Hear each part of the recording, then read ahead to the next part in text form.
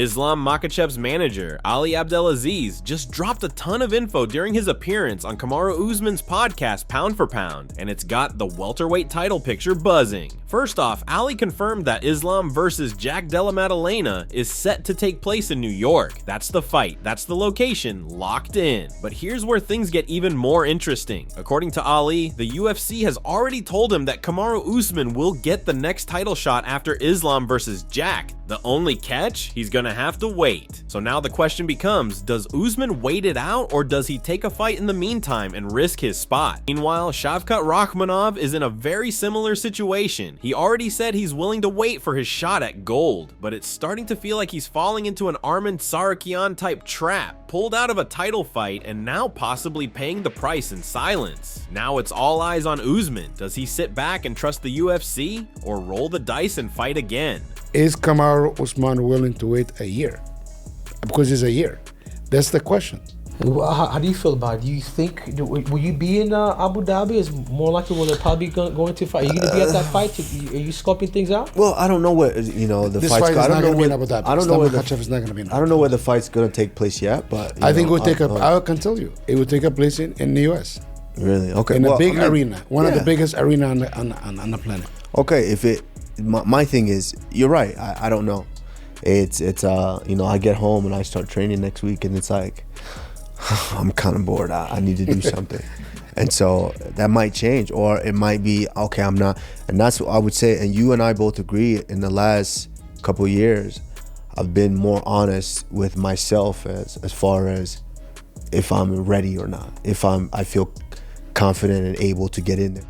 Ilia Topuria absolutely went off, calling Islam the most two-faced person he's ever encountered. It's wild too, because just a few weeks ago, Ilia was showing respect, saying he understands Islam's goal of becoming a double champ. Now he's flipping the script, calling him a coward for ducking the exact same opportunity he's chasing himself. The way Ilia put it, Islam refused to fight him at lightweight, claiming he was too small, and now Islam's the one moving up, begging for the kind of shot he wouldn't give Topuria. Here's El Matador's interview with Alvaro Cominero, translated into English. Quote, Islam is the most two-faced person I've ever come across. He refused to fight me because I was too small. Now he's the one moving up, begging for the exact same opportunity he denied me. Ali should be grateful I didn't ruin his golden boy. That was the fight the world wanted, and I gave them every reason to say yes, but they turned and ran like cowards. And now people ask why I'm not chasing him at welterweight. I don't waste my time on runners. If someone's scared to face me, I won't chase them. I'll just move on.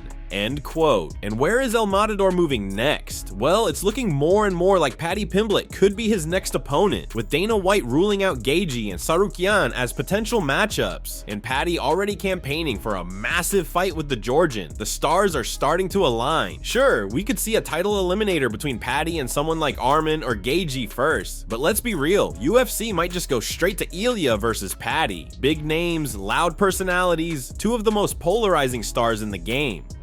Islam Makhachev just turned down a massive $199 million offer from none other than Apple CEO Tim Cook, a man who's not only a tech icon, but also a proud, outspoken advocate for LGBTQ rights and equality. Yeah, the same Tim Cook who's openly gay and has used his platform to push for inclusion in the tech world and beyond. So here's the wild part. According to multiple Russian media sources, including MMA Brotherhood and RF News, Tim Cook wanted Islam to participate in a high-profile video campaign promoting the LGBTQ community, but Islam, known for his deeply religious beliefs and strong cultural values, didn't even blink.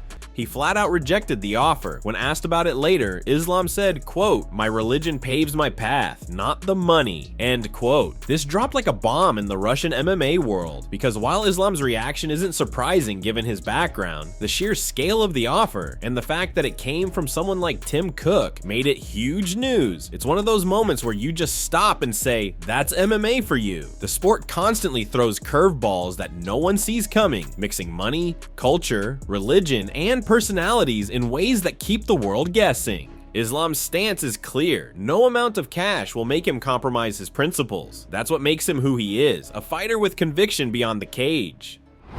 Max Holloway is starting to get visibly frustrated with how the UFC rankings are being handled, especially when it comes to his name. Charles Oliveira and Justin Gaethje are both ranked ahead of him, yet he's beaten both of them, and not just by decision, he finished them. From Max's perspective, that just doesn't add up, and with his fight against Dustin Poirier right around the corner, Max admits he desperately needs this one. He knows he's about to crash Poirier's farewell party, but he's fully locked in on getting the win, even if it means ruining a legend's final moment. And realistically, this fight is one of the most crucial moments in Max Holloway's entire career. If he loses, it's hard to deny the narrative. He's now taken tough losses in 2 divisions, and the road back to any kind of title picture becomes murky. But if he wins, then things flip instantly. He'll have 2 massive victories at lightweight against Gaethje and Dustin, and suddenly there's real momentum behind a possible title run at 155. Fans start dreaming again. Blessed might be back in a real way. This fight isn't just about rankings or records. It's about relevance at the highest level. I'm glad I'm at 55 now.